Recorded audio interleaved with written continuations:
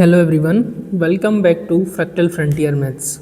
तो हम linear transformations के बारे में स्टडी कर रहे थे और लास्ट लेक्चर में हमने जो वेक्टर स्पेस आइसोमॉर्फिज्म है, सदिश समष्टि, तुल्यकारिता और समाकारिता, दोनों के ऊपर जो कुछ प्रमेय थी वो हमने डिस्कस की थी।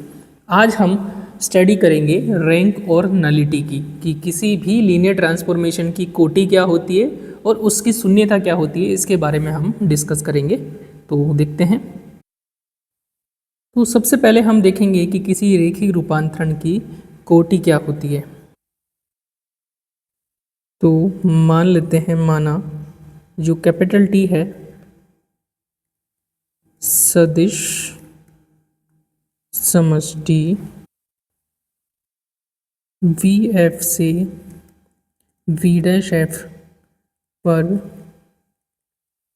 परिभाषित एक रेखिक रूपांतरण है। रेखिक रूपांतरण है, राइट।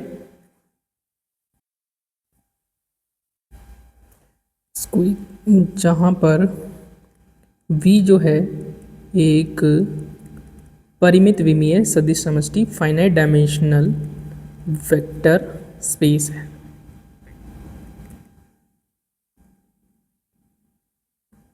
ठीक है, तब T के या T के परास यानी कि रेंज की विमा को रेखिक रूपांतरण T की कोटि यानी कि रैंक कहा जाता है, तथा इससे रो T से व्यक्त किया जाता है। तो हमने शुरू में देखा था कि रेंज स्पेस क्या होता है। तो जो रेंज स्पेस होता है किसी भी लीनियर ट्रांसफॉर्मेशन का, उसकी जो डायमेंशन होती है उसको हम कहते हैं उस लीनियर ट्रांसफॉर्मेशन T की कोटि यानी कि रैंक, और इसको डिनोट करते हैं रो T से। तो अतः T की कोटि, इसको हम लिख सकते हैं रैंक ऑफ T, और ये क्या होती है, डायमेंशन ऑफ आपका रेंज स्पेस ऑफ T। जहाँ रेंज स्पेस क्या होता है, फिर से लिख देते हैं, range space T of V का सेट होता है जहाँ V जो है वो बिलोंग कर रहा है कैपिटल V में। All right. तो इस प्रकार से हम किसी रेखिक रूपांतरण की कोटि यानी कि रैंक को परिभाषित कर सकते हैं। इसी प्रकार अब हम परिभाषित करते हैं किसी रेखिक रूपांतरण की शून्यता यानी कि नलिटी क्या होती है। वो हम इसी को सेम टू सेम कॉपी कर लेते हैं, चेंज क्या होगा वो हम देखते हैं। इसको मैं कॉपी करके नीचे पेस्ट कर देता हूँ।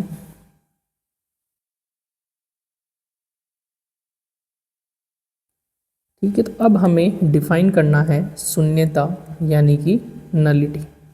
इसको मैं लिख देता हूँ, शून्यता यानी कि nullity of a linear transformation. Same चीज़ है, तो T के परास की जगह क्या हो जाएगा, T की शून्य समष्टि। उसको मैं तब T की शून्य समष्टि की जो विमा है रेखिक रूपांतरण की, शून्यता कहलाती है। शून्यता यानी कि नलिटी कहा जाता है। All right. और इसे हम डिनोट करते हैं रो नहीं, इसको हम ईटा T से डिनोट करते हैं। तो इसको वापस से लिख देते हैं। तो T की जो शून्यता है वो होती है ईटा T के बराबर, और ये होती है डायमेंशन ऑफ NT, या फिर हम इसको बोल सकते हैं dimension of kernel of T। तो T का जो कर्नल होता है उसकी डायमेंशन को क्या कहा जाता है, शून्यता कहा जाता है, जहाँ NT या फिर कर्नल ऑफ T क्या होता है, कैपिटल V के वो सभी एलिमेंट जिनके लिए TV क्या होता है, जीरो वेक्टर डैश के बराबर होता है। इस प्रकार हम किसी भी रेखिक रूपांतरण लीनियर ट्रांसफॉर्मेशन की रैंक और नलिटी को डिफाइन कर सकते हैं। All right. अब हम ये जो रैंक और नलिटी है उसके ऊपर एक बेस्ड एक बहुत ही इम्पोर्टेंट थ्योरम जो कि आपके यूजुअली एग्जाम्स में पूछी जाती है, जिसे सिल्वेस्टर का शून्यता नियम या फिर सिल्वेस्टर्स लॉ ऑफ नलिटी कहते हैं, या फिर इसका एक और नाम है, इसे हम रैंक नलिटी थ्योरम भी हम कहते हैं। तो इसको पहले स्टेट करते हैं, उसके बाद में इसको हम प्रूव करेंगे। तो सबसे पहले हम इसको स्टेटमेंट लिखते हैं, इसको हम चेस्टर बोलते हैं, इसको सिलचेस्टर का शून्यता नियम, या फिर हम इसको दूसरा नाम भी है अथवा कोटि शून्यता प्रमेय, कोटि शून्यता प्रमेय। इसका स्टेटमेंट भी आपको याद होना चाहिए। क्यों? क्योंकि ये एग्जाम में या तो थ्योरम के रूप में आएगा या फिर आएगा कि आपको स्टेटमेंट इसका लिखना है और उसको प्रूफ करना है। तो सिल्वेस्टर्स लॉ ऑफ नलिटी, और हम इसको कह सकते हैं rank nullity theorem, rank nullity theorem. तो क्या होता है ये, पहले हम इसका स्टेटमेंट लिखते हैं। तो स्टेटमेंट है, यदि स्मॉल टी हम मान रहे हैं लीनियर ट्रांसफॉर्मेशन को, आप कैपिटल टी भी मान सकते हैं, कोई इशू नहीं है, यहाँ हम स्मॉल टी से रिप्रेजेंट कर रहे हैं। यदि स्मॉल टी सदिश समष्टि वी एफ से वी डैश एफ में परिभाषित एक रैखिक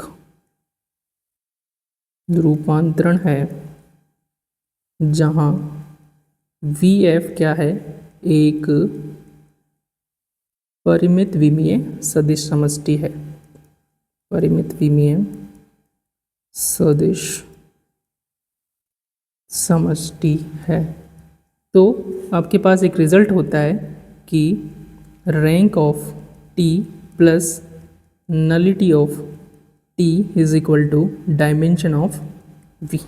ओके, तो ये आपके पास रिजल्ट होता है, अथवा हम इसको इस प्रकार से भी लिख सकते हैं, rank of T plus nullity of small T is equal to dimension of V. Alright, तो ये आपका रैंक एंड नलिटी थ्योरम होता है। इसको हम प्रूफ करते हैं। अब तो इसके लिए मान लेते हैं, माना वी एफ तथा वी डैश एफ दो सदिश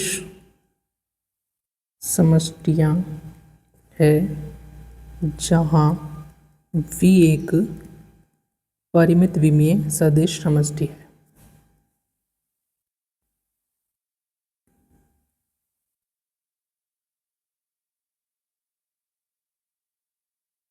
जहाँ पर इसको परिमित विमीय सदिश समष्टि है, जिसके लिए जो डायमेंशन होगा v का वो हम मान लेते हैं n। ठीक है, इसके बाद में हम एक लीनियर ट्रांसफॉर्मेशन मानते हैं, माना small t v2 v dash एक रैखिक रूपांतरण है, जिसकी परास यानी कि रेंज तथा शून्य समष्टि, क्योंकि हमें रैंक निकालनी है और नलिटी, और रैंक और नलिटी क्या होती है, परास या शून्य समष्टि यानी कि नल स्पेस की डायमेंशन। नल स्पेस क्रमशः परास को हम r लिखते हैं तथा इसको हम लिखते हैं n है। ऑलराइट, इसको हम k मान लेते हैं, जो कर्नल है उस हिसाब से। तो ये हमारे पास हो गया है। ऑलराइट, अब हम एक मैपिंग डिफाइन करते हैं। तो अब v अपॉन k से r में एक प्रतिचित्रण डिफाइन कर लेते हैं। हम मान लेते हैं उसको फाई। फाई कहाँ से कहाँ होगा, v अपॉन k से r में। इस प्रकार परिभाषित करते हैं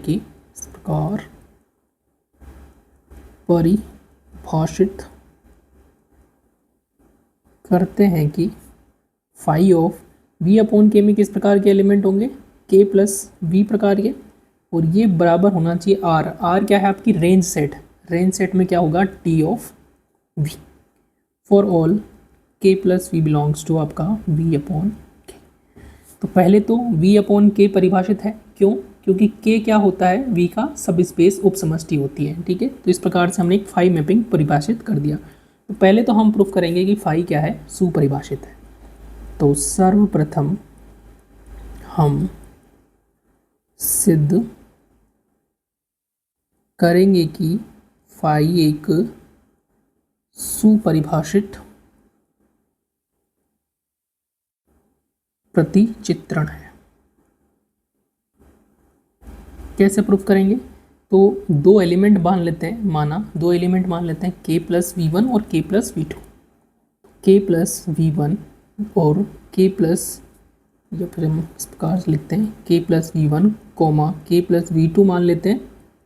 इस प्रकार है कि तो v अपॉन के हमने दो अवयव लिए जो कि आपस में बराबर है। अगर दो अवयव बराबर है तो उनकी मैपिंग भी बराबर होनी चाहिए। तो इसको मैं लिख सकता हूँ k plus v one minus v two equal to k. इस v2 को इधर लेके आ गए। अब k plus a equal to k के बराबर होने का मतलब होता है a जो है वो k के अंदर होगा। तो यहाँ a की जगह क्या है v1 माइनस वी टू, तो v1 माइनस वी टू जो है वो बिलोंग करेगा k में। और k आपकी अष्टी है। अष्टी क्या होती है कि अगर अष्टी में कोई वेक्टर v है तो वो जीरो डैश के ऊपर मैप करता है। तो यहाँ वेक्टर क्या है आपका v1 माइनस वी टू, ये किस पर मैप करेगा जीरो डैश पर। और चूंकि t क्या है एक लीनियर ट्रांसफॉर्मेशन है तो इसको हम ऐसे लिख सकते हैं T v one minus T v two. कारण सिंस t जो है वो क्या है रैखिक रूपांतरण है। ऑलराइट, तो अब इस टी वी टू को इस साइड में ले जाएंगे तो T v one is equal to हो गया टी वी टू। अब टी वी वन किसके बराबर है फाई के प्लस वी वन के बराबर, और टी वी टू किसके बराबर है फाई के प्लस वी टू। कैसे, क्योंकि फाई हमने परिभाषित किया था कि टी वी किसके बराबर होगा फाई के प्लस वी, तो वी वन हो जाएगा वी वन के बराबर और वी टू हो जाएगा के प्लस वी टू के बराबर। तो हमने क्या किया, दो अवयव बराबर माने और यहाँ दिखा दिया कि उनकी मैपिंग जो है वो भी बराबर है। तो इसका मतलब क्या हो गया, अतः फाई क्या है सुपरिभाषित है। अब फाई को हम लीनियर ट्रांसफॉर्मेशन प्रूफ करेंगे। ये सब हम क्यों कर रहे हैं, ये हम कर रहे हैं ताकि हम इसको दिखा दें कि ये एक आइसोमॉर्फिज्म यानी कि तुल्यकारिता है। और तुल्यकारिता होगी तो हम तुल्यकारिता की प्रमेय का इसमें यूज करेंगे। तो पहले हम तुल्यकारिता दिखाते हैं इसको। तो सबसे पहले हम इसको लीनियर ट्रांसफॉर्मेशन यानी कि रैखिक रूपांतरण दिखाते हैं। तो उसके लिए मान लेते हैं, माना दो वेक्टर मान लेते हैं के प्लस वी वन और के प्लस वी टू, ये हमने मान लिया वी अपॉन के में, तथा दो अदिश मान लेते हैं अल्फा बीटा फील्ड एफ में। अब हमें फाई को प्रूफ करना है लीनियर ट्रांसफॉर्मेशन। तो ये सिद्ध करेंगे phi alpha plus k plus v one plus beta k plus v two. ये जो अल्फा और बीटा है वो बाहर आ जाने चाहिए और दोनों वेक्टर्स पे अलग अलग हो जाने चाहिए। तो पहले तो इसको सॉल्व करते हैं। तो ये आपके सहज समुच्चय होते हैं और सहज समुच्चय पर क्या रूल अप्लाई होता है कि alpha into k plus v one बराबर होता है k plus alpha dot v one. इसी प्रकार से हो जाएगा k plus beta dot v two के बराबर। और अब सहज समुच्चयों में क्या होता है, अगर दोनों आपके एलिमेंट हैं ये और ये ऐड होके क्या बनेंगे k plus alpha v one plus beta v two के बराबर। अब फाई की परिभाषा लगाएंगे। तो फाई की परिभाषा हो जाएगी T alpha v one plus beta v two. लेकिन टी क्या दे रखा है हमें लीनियर ट्रांसफॉर्मेशन। तो लीनियर ट्रांसफॉर्मेशन की प्रॉपर्टी अप्लाई करेंगे कि अल्फा बाहर आ जाएगा T v one plus beta बाहर आ जाएगा टी वी टू। कारण क्या है, सिंस टी जो है एक लीनियर ट्रांसफॉर्मेशन यानी कि रैखिक प्रतिचित्रण है। Alright, alpha T v one की जगह हम लिख सकते हैं फाई के प्लस वी वन परिभाषा से, और ये हो जाएगा फाई के प्लस वी टू।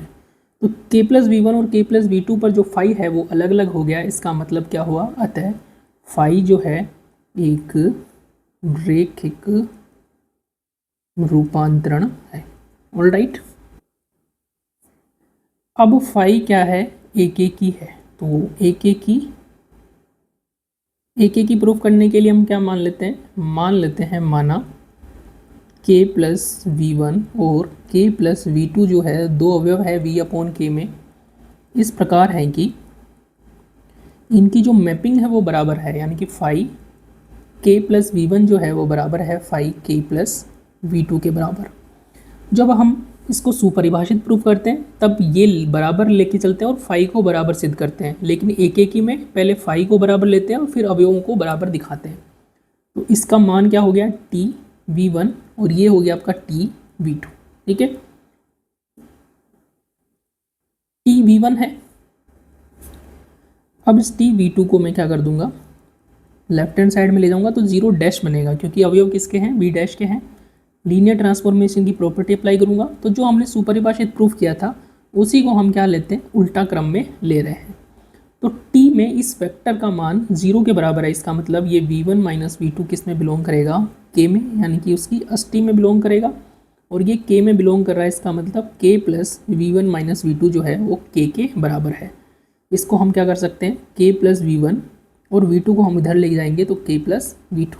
तो यानी कि हमने फाई बराबर माना और यहाँ पर अवयव बराबर आ गए। इसका मतलब क्या हुआ, अतः फाई जो है वो आपका एक की फलन है। ऑलराइट, अब हम इसको आच्छादक प्रूफ करेंगे। तो नाउ प्रत्येक v belongs to T v belongs to r के लिए टी वी अगर v में है तो v बिलोंग्स टू v होगा, तभी तो टी वी आर में होगा। और स्मॉल v में है तो k प्लस वी किसके अंदर होगा, v अपॉन k में। इस प्रकार होगा कि फाई k प्लस वी जो है वो बराबर किसके होगा, टी वी के बराबर। तो आच्छादक में क्या होता है कि जैसे हमारा फंक्शन क्या दे रखा है, v अपॉन के से r में दे रखा है, तो r के प्रत्येक अवयव के लिए इसके अंदर एक एलिमेंट मिलना चाहिए जो कि इस कंडीशन को सेटिस्फाई करे। तो r में एलिमेंट मिलेगा टी वी, तो टी वी आर के अंदर है, इसका मतलब v किसके अंदर है, कैपिटल वी के अंदर, और v कैपिटल अंदर है दो, के प्लस वी जो है वो किसके अंदर होगा, v अपॉन के अंदर हमें एलिमेंट मिल गया। इसका मतलब हो गया अतः फाई एक आच्छादक फलन है। तो फाई क्या हो गया, एक की आच्छादक और लीनियर ट्रांसफॉर्मेशन। इसका मतलब हो गया कि फाई एक तुल्यकारिता यानी कि आइसोमॉर्फिज्म है, और फाई आइसोमॉर्फिज्म है तो फाई कहाँ से कहाँ डिफाइन था, v अपॉन के से r में। तो ये दोनों वेक्टर स्पेस क्या होंगे, आइसोमॉर्फिक। तो v अपॉन के जो है वो आइसोमॉर्फिक होगा r के बराबर। अब एक थ्योरम होती है कि कोई दो वेक्टर स्पेस आइसोमॉर्फिक होते हैं तो उनकी डायमेंशन सेम होती है। तो ये आइसोमॉर्फिक है तो डायमेंशन v अपॉन के जो है वो बराबर होगी डायमेंशन r के बराबर। ठीक है, और ये डायमेंशन बराबर होगी और डायमेंशन v अपॉन के, अभी हमने पहले क्वेश्चन में देखा है कि ये किसके बराबर होगा, dimension v minus dimension of k is equal to क्या होगा, डायमेंशन ऑफ r। अब हमें डायमेंशन v की वैल्यू निकालनी है, तो dimension v is equal to हो जाएगा dimension of r plus dimension of k। तो इसको हम क्या लिख सकते हैं, dimension of v is equal to rank of t, क्योंकि जो डायमेंशन r होती है उसी को हम क्या बोलते हैं, t की रैंक कहते हैं, और डायमेंशन ऑफ k होता है उसे हम क्या कहते हैं, t की नलिटी। सही से लिखते हैं, नलिटी ऑफ k। यही हमें क्या करना था, प्रूफ करना था, हैंस प्रूफ्ड। ऑल राइट, तो ये जो रिजल्ट है rank t plus nullity t equal to dimension of v, इसकी सहायता से हम क्या कर सकते हैं, अगर हमें v का डायमेंशन पता है और रैंक पता है तो हम नलिटी निकाल सकते हैं। और नलिटी पता है तो हम रैंक निकाल सकते हैं। तो ये आपका एप्लीकेशन होता है इस थ्योरम का कि अगर हमें दोनों में से कोई एक पता है, रैंक या फिर नलिटी, तो हम दूसरे को फाइंड आउट कर सकते हैं। ऑलराइट, तो इस पर बेस्ड हम कुछ एग्जाम्पल्स देखते हैं। तो एग्जाम्पल में फर्स्ट एग्जाम्पल मैं लिख रहा हूँ यहाँ पे। तो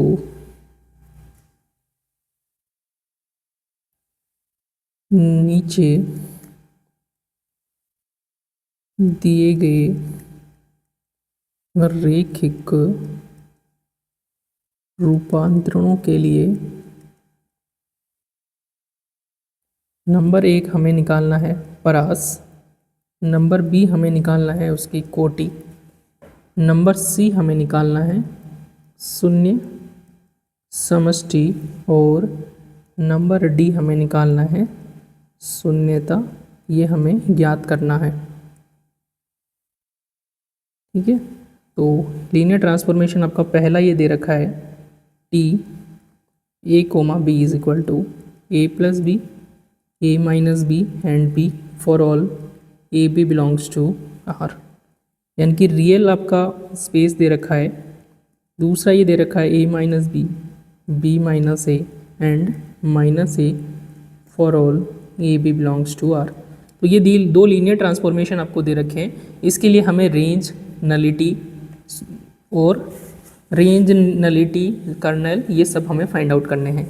तो ये ऐसा क्वेश्चन है, इसमें एक ट्विस्ट और आ सकता है। आपको पहले प्रूफ करना होगा कि लीनियर ट्रांसफॉर्मेशन है। मे भी ऐसा क्वेश्चन आ जाए कि पहले हमें इसको लीनियर ट्रांसफॉर्मेशन सिद्ध करना है और उसके बाद में ये सब हमें फाइंड आउट करना है। हम लीनियर ट्रांसफॉर्मेशन इसको प्रूफ नहीं करेंगे, हमने डायरेक्ट यहाँ पर अज्यूम कर लिया है कि ये लीनियर ट्रांसफॉर्मेशन है। ओके, तो हम एक एक करके इन क्वेश्चंस को सॉल्व करते हैं। तो जो फर्स्ट आपका पार्ट दे रखा है उसमें टी ए कोमा बी आपको दे रखा है a plus b, a minus b and b. ठीक है, सबसे पहले हमें ज्ञात करना है इसकी रेंज। ठीक है, परास ज्ञात करना है। तो परास ज्ञात करने के लिए हम क्या करेंगे, इस रेंज स्पेस होता है उसका आधार ज्ञात करेंगे, क्योंकि आधार हमें पता चल जाता है तो हम उसका वेक्टर स्पेस बना सकते हैं। तो हम मान लेते हैं जो ए पार्ट है, तो पहले तो हमें जो वेक्टर स्पेस दे रखा है यहाँ पर टी जो है वो डिफाइन हो रखा है आपका V2 R से V3 R में। ओके, तो मान लेते हैं, आधार मान लेते हैं, माना B is equal to standard basis हम मानते हैं। स्टैंडर्ड बेसिस यानी कि V2 R का डायमेंशन कितना है 2, तो इसमें इस प्रकार के अवयव होंगे। इसको मैं E1 मान लेता हूँ, E1 कोमा E2, जहाँ इसको मैं लिख देता हूँ V2R का एक आधार है, जहाँ पर E1 आपका होता है 1 0, E2 होता है आपका 0 1, यानी कि फर्स्ट E1 मतलब पहले प्लेस पर 1 बाकी सभी जगह 0, E2 मतलब दूसरे प्लेस पर 1 बाकी सभी जगह 0। यहाँ पर V2R है तो V2R में इसी प्रकार के अवयव होंगे A कोमा B प्रकार के। तो ये हमारा क्या हो जाएगा, मानक आधार हो जाएगा। अब हम कैलकुलेट करेंगे। तो सबसे पहले हम निकालेंगे, हमें कैपिटल दे रखा है तो हम कैपिटल लिखते हैं, स्मॉल नहीं लिखते। तो सबसे पहले हम निकालते हैं TE1। TE1 क्या है 1 0। अब इसमें A की जगह 1 रखेंगे, B की जगह 0, तो ये हो जाएगा 1 + 0, 1 - 0 और 0, यानी कि ये हो जाएगा 1 1 एंड 0। फिर TE2 निकालेंगे तो ये हो जाएगा T 0, 1, यानी कि A की जगह 0 और B की जगह 1, तो ये हो जाएगा 1 - 1 1। ठीक है, तो हमें एक समुच्चय मिल गया, अतः B' इज इक्वल टू, एक वेक्टर मिला 1 1 0 और दूसरा मिला 1 - 1 1। ठीक है, R T को जनित करता है।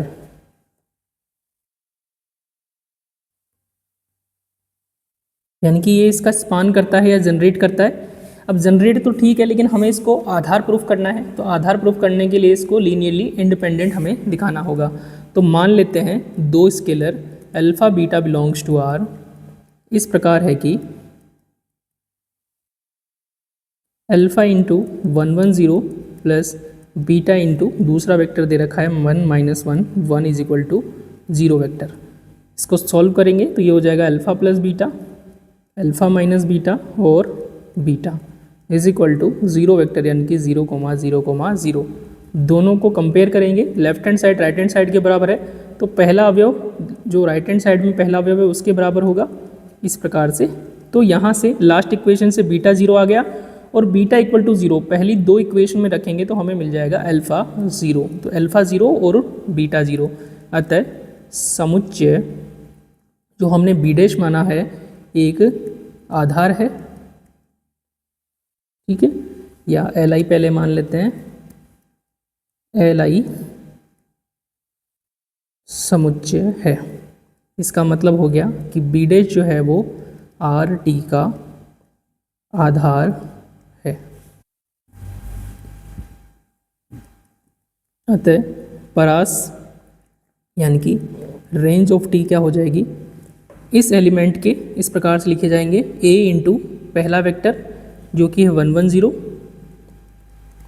प्लस b इंटू दूसरा वेक्टर 1 माइनस 1 1, जहाँ पर ए बी क्या होंगे आर से बिलोंग करेंगे। इस प्रकार से हम रेंज स्पेस लिख सकते हैं। तो ये होगा a plus b, a minus b और b, जहाँ ए बी किस में बिलोंग करेगा, आर के अंदर बिलोंग करेगा। ये हमारा हो जाएगा रेंज टी। तथा जो b हम निकालते हैं डायमेंशन ऑफ आर टी की विमा कितनी होगी, क्योंकि आधार में इसके कितने एलिमेंट हैं, बी डैश में 2 एलिमेंट हैं, तो आधार में 2 एलिमेंट है तो डायमेंशन क्या हो जाएगी 2, यानी कि टी की कोटि यानी कि रैंक ऑफ टी ये हमारे पास हो जाएगी 2। तो हमारे पास ए पार्ट हो गया, बी पार्ट हो गया।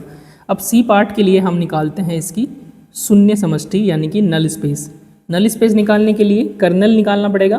तो मान लेते हैं, माना कोई वेक्टर है a कोमा बी, वो बिलोंग कर रहा है कर्नल ऑफ टी में।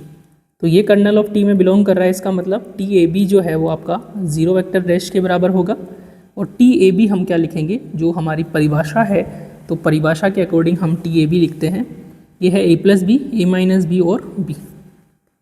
तो a plus b, a minus b और b, और 0 वेक्टर होगा 0,0,0। यहाँ से वही सेम इक्वेशन मिलेगी जो हमने लीनियरली इंडिपेंडेंट में देखी थी, और यहाँ से a और b की वैल्यू क्या हो जाएगी, a equal to 0, b equal to 0। अतः कर्नल ऑफ टी, ठीक है, क्या हो जाएगा, उसमें केवल एक ही वेक्टर होगा 0,0, ठीक है। तो ये होगी कर्नल ऑफ टी, यानी कि इसको हम बोलते हैं टी की शून्य समष्टि। टी की शून्य समष्टि, उसमें एक अवयव हो जाएगा 0,0, यानी कि ट्रिवियल स्पेस हो गया। अब बात करते हैं डी, टी की नलिटी यानी कि शून्यता, नलिटी ऑफ टी, इसको हम इस प्रकार से लिखते हैं। ये क्या हो जाएगी, कर्नल की डायमेंशन। तो कर्नल में कितना अवयव है, केवल ट्रिवियल एलिमेंट 0 एलिमेंट है, ठीक है, 0 एलिमेंट है, तो उसकी जो नलिटी हो जाएगी वो क्या हो जाएगी 0। तो टी की शून्यता हमारे पास हो गई 0। अब सेम प्रोसेस हम अप्लाई करेंगे सेकंड क्वेश्चन के ऊपर, ठीक है। तो सेकंड क्वेश्चन लिखते हैं हमारा। सेकंड क्वेश्चन में आपको टी दे रखा है, टी ए बी बराबर ए minus b, b minus a और माइनस ए, जहाँ पर वही सेम है, टी जो है V2 R से V3 R का अवयव है, ठीक है। अब पहले हम परास निकालेंगे, सेम वे में हम अप्लाई करेंगे। तो इसको मैं कॉपी कर देता हूँ। हम ऐसे ही हम इसका आधार मानेंगे और ये हम कैलकुलेट करेंगे। पहले TE1 कैलकुलेट करेंगे, फिर TE2 कैलकुलेट करेंगे। तो ये आधार मान लिया। अब हम पहले TE1 निकालते हैं। तो नाउ TE1, तो T1,0, ए की जगह 1 रख देंगे, बी की जगह 0 रख देंगे। तो 1 माइनस 0, 0 माइनस 1 और -1, ये हो जाएगा आपका 1 -1 और -1। TE2 निकालेंगे तो ये हो जाएगा T0,1, यानी कि ए की जगह 0 और बी की जगह 1, तो ये हो जाएगा -1 1 और 0। तो अतः बी डैश हम मान लेंगे। कौन कौन से वेक्टर मिले हमें, 1 -1 -1 और -1 1 0 जो है बी डैश जो है T range space R T को जनरेट करता है। ऑल राइट, तो अब हम इसको लीनियरली डिपेंडेंट है या इंडिपेंडेंट ये चेक करेंगे। तो मान लिया मैंने दो स्केलर अल्फ़ा बीटा मान लेते हैं, ए बी मान लो, कुछ भी कोई फ़र्क नहीं पड़ता, ए बी हम मान लेते हैं। इस प्रकार है कि आपका ए इंटू पहला वेक्टर प्लस बी इंटू दूसरा वेक्टर इज इक्वल टू क्या है, 0 वेक्टर के बराबर। अब यहाँ से इक्वेशन मिल जाएगी a minus b equal to 0, minus a plus b equal to 0 और माइनस ए इक्वल टू 0। तो माइनस ए इक्वल टू 0 से a इक्वल टू 0 आ गया और दोनों में a इक्वल टू 0 रखेंगे तो b इक्वल टू 0। अतः b डैश एक LI समुच्चय है। इसका मतलब हो गया कि जो b डैश है क्या है, आर टी का एक आधार है। तो आधार हो गया, तो पहले तो हम परास समष्टि निकाल देंगे। तो t की परास समष्टि रेंज स्पेस t क्या हो जाएगा, इन दोनों वेक्टर से जनरेट होगा। तो a इंटू पहला वेक्टर 1 -1 1 प्लस b इंटू दूसरा वेक्टर -1 1 0, जहाँ पर a और b कोई भी वास्तविक संख्याएं हो सकती है। तो एक तरीके से आपका जो रेंज ऑफ t आएगा वो क्या हो जाएगा, इक्वेशन इन दोनों को ऐड कर देते हैं। तो a minus b, b minus a और a जो लीनियर ट्रांसफॉर्मेशन दे रखा था एज इट इज़ वो आपको मिल जाएगा। ओके, बी पार्ट क्या है, t की कोटि रैंक ऑफ t क्या हो जाएगी, डायमेंशन ऑफ आर टी, जो कि क्या होगी 2। t की कर्नल निकालना है तो मान लेते हैं, माना जो a कोमा बी है वो बिलोंग कर रहा है आपका कर्नल ऑफ t में। इसका मतलब क्या हो गया कि जो टी ए बी है वो क्या होगा, 0 वेक्टर डैश के बराबर, और टी ए बी क्या होगा आपका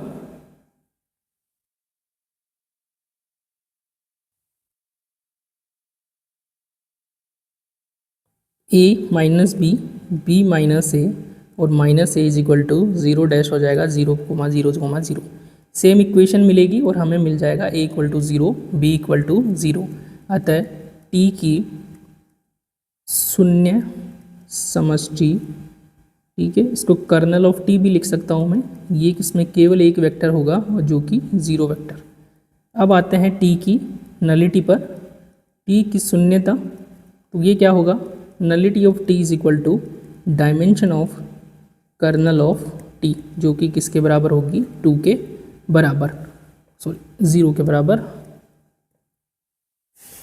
ठीक, तो अब इस प्रकार से हम किसी भी लीनियर ट्रांसफॉर्मेशन की रेंज निकाल सकते हैं, उसकी रैंक निकाल सकते हैं, उसका नल स्पेस यानी कि कर्नल निकाल सकते हैं और उसकी नलिटी निकाल सकते हैं।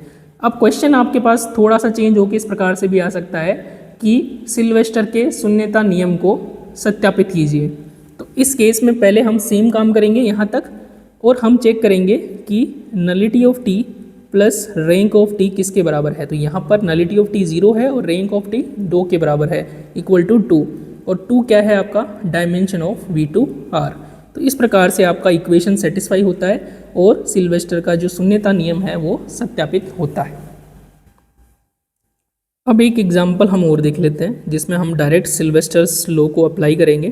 तो एग्जाम्पल नंबर 2 हम कंसिडर करते हैं।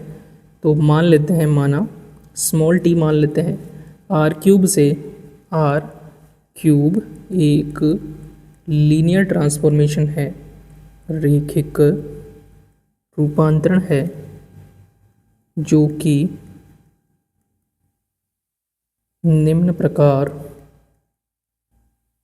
परिभाषित है।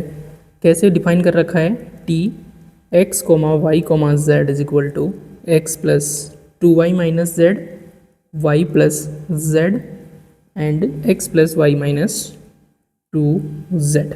इस प्रकार से आपको डिफाइन कर रखा है। तो हमें क्या ज्ञात करना है, t की कोटि तथा शून्यता ज्ञात कीजिए। ओके, तो सॉल्व करते हैं इस क्वेश्चन को। तो अब हमें रेंज स्पेस और नल स्पेस नहीं निकालना है, हमें केवल निकालनी है उसकी कोटि और शून्यता।